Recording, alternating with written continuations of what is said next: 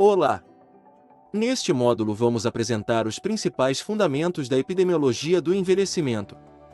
Este tema é relevante para profissionais que atuam na rede de atenção à saúde considerando o aumento crescente no número de pessoas idosas na população. Vamos então começar nos perguntando como podemos identificar uma população mais velha. Para isto é importante conceituarmos pessoas idosas.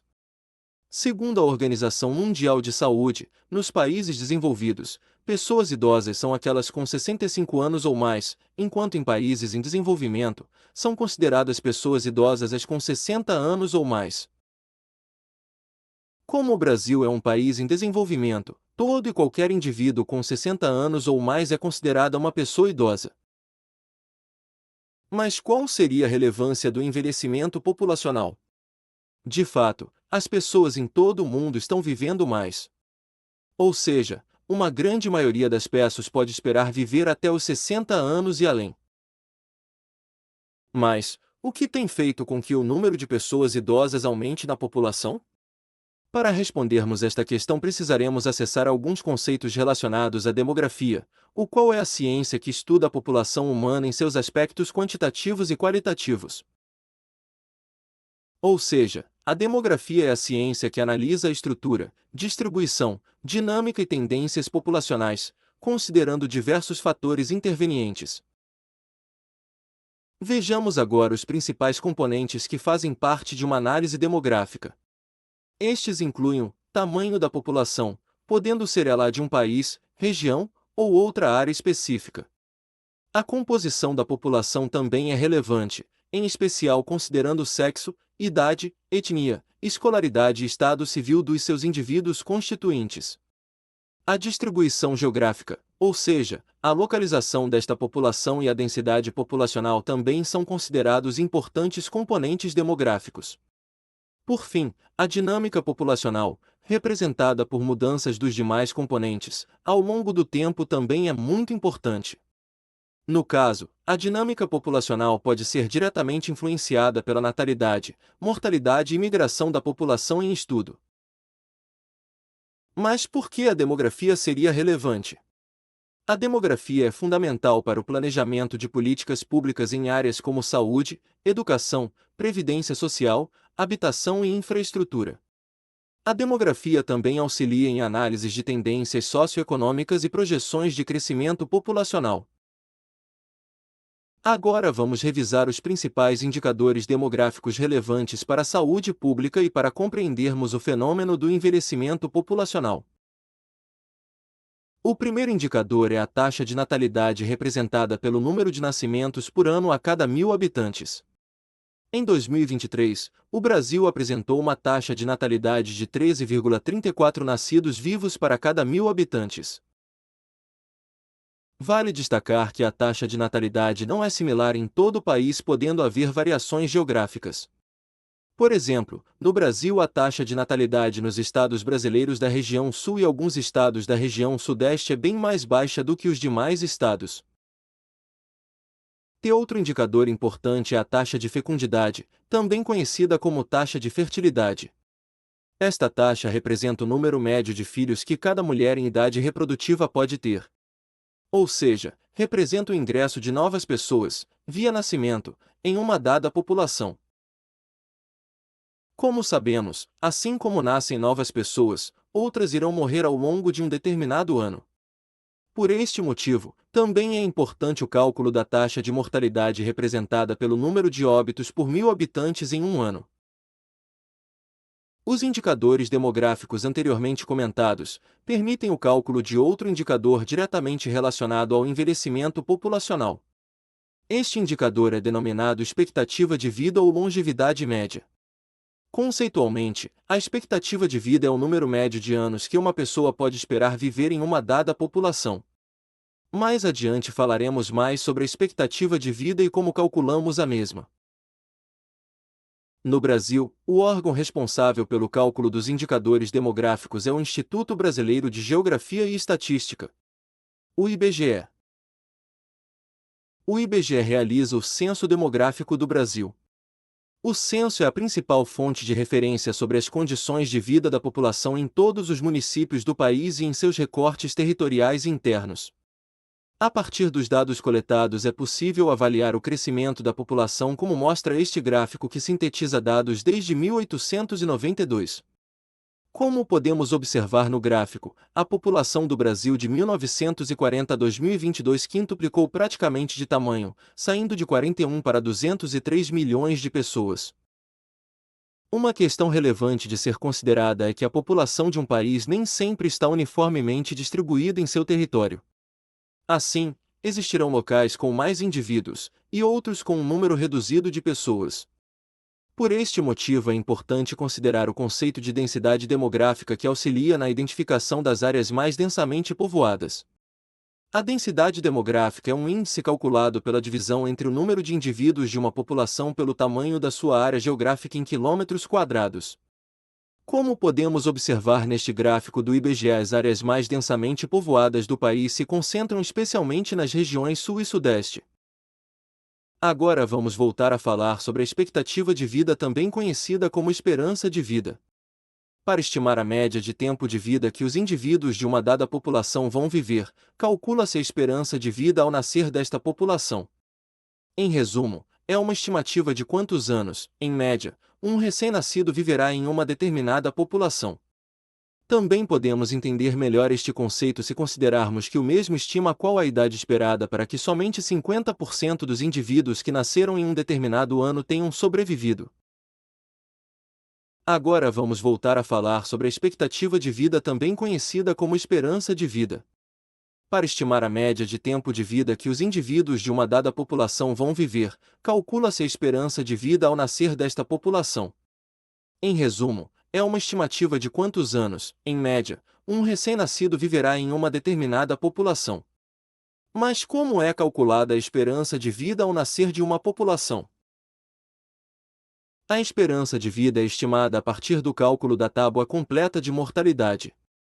Este cálculo permite estimar a expectativa de vida de uma criança que nasceu em um determinado ano.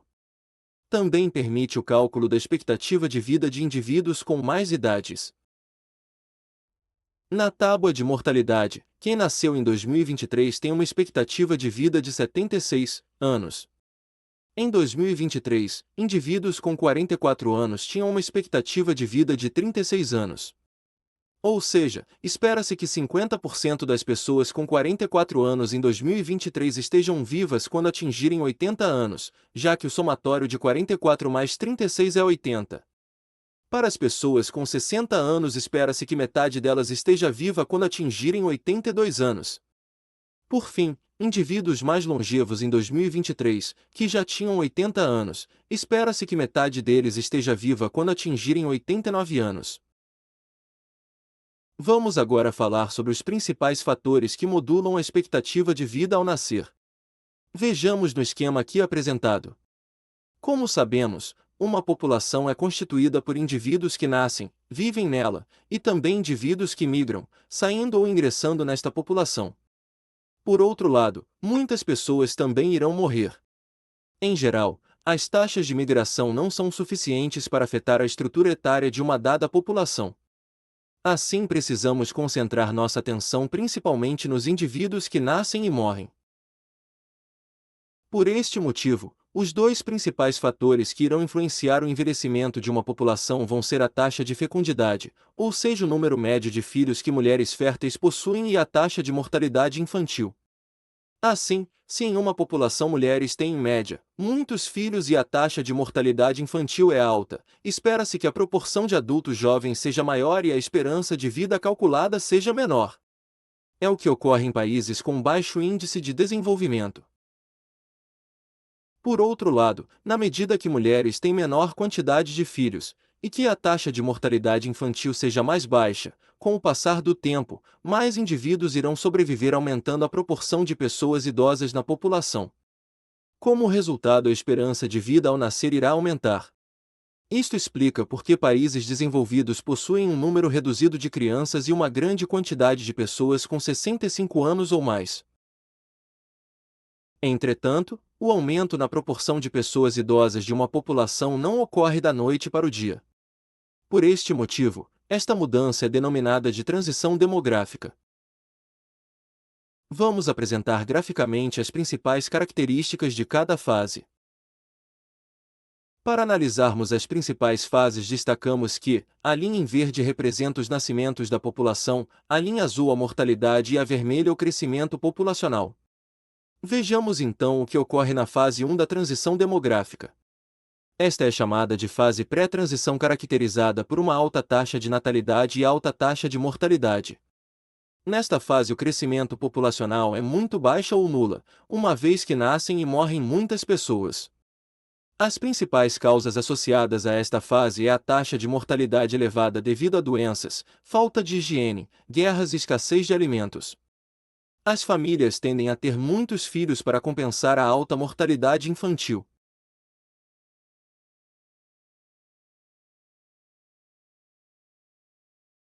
A segunda é a fase de transição demográfica inicial, no qual a taxa de mortalidade começa a diminuir rapidamente, enquanto a taxa de natalidade permanece alta. Isto faz com que ocorra um crescimento populacional acelerado, conhecido como explosão demográfica. A fase 2 ocorre em consequência de melhorias na saúde pública, saneamento, alimentação e condições de vida. Isto faz com que as epidemias e a mortalidade infantil fique reduzida. Um exemplo da fase 2 foi quando ocorreu o início da Revolução Industrial.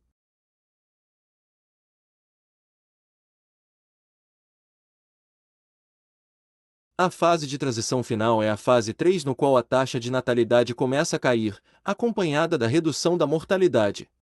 Isto faz com que o crescimento populacional diminua gradativamente. As principais causas que levam à fase 3 incluem a urbanização, aumento do nível de educação, especialmente das mulheres, o acesso a métodos contraceptivos, e mudanças culturais e econômicas. Isto também faz com que as famílias optem em ter menos filhos. Esta fase está ocorrendo em muitos países da América Latina, como é o caso do Brasil.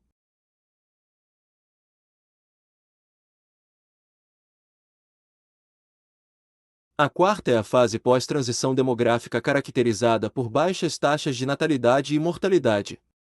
O crescimento populacional baixo ou negativo indica declínio populacional. Este é o caso das sociedades avançadas, com alta qualidade de vida, alta expectativa de vida e taxas de fertilidade abaixo da taxa de reposição. Ou seja, uma taxa de fertilidade menor do que 2 filhos por mulher. Esta fase é a que se encontra muitos países desenvolvidos como a Alemanha, Japão, Espanha e Itália.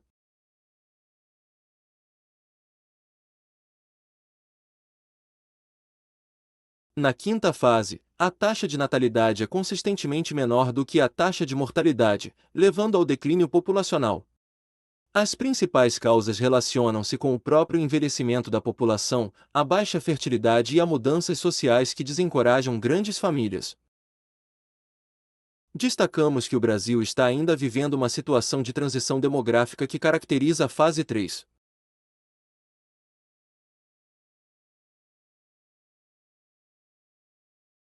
Para melhor visualizar a dinâmica das populações quanto aos seus grupos etários, são utilizados gráficos conhecidos como pirâmides populacionais. Uma pirâmide populacional representa a distribuição da população de uma região ou país por idade e sexo em um dado momento. Cada faixa etária é representada por um segmento horizontal, com o lado esquerdo mostrando a população masculina e o direito, a feminina. Quanto maior a base da pirâmide, maior é a proporção de indivíduos jovens. Por outro lado, uma pirâmide com uma base menor e mais alargada na parte superior indica que a população possui maior quantidade de indivíduos com idades mais avançadas. Esta mudança causada pelo aumento de pessoas idosas é conhecida como um fenômeno de retangularização da pirâmide populacional.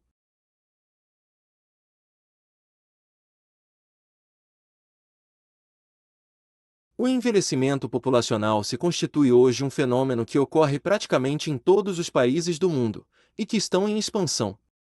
Assim, espera-se que em 2030 uma a cada 6 pessoas possua 60 anos ou mais. Até 2050 a população de pessoas com 60 anos ou mais irá dobrar de tamanho.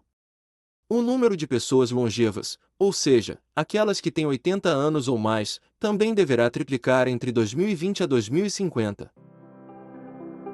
Obrigada por nos assistir. E agora que você finalizou este módulo, sugiro que você acesse o módulo que fala especificamente sobre a transição demográfica no Brasil e seu impacto socioeconômico e na atenção à saúde.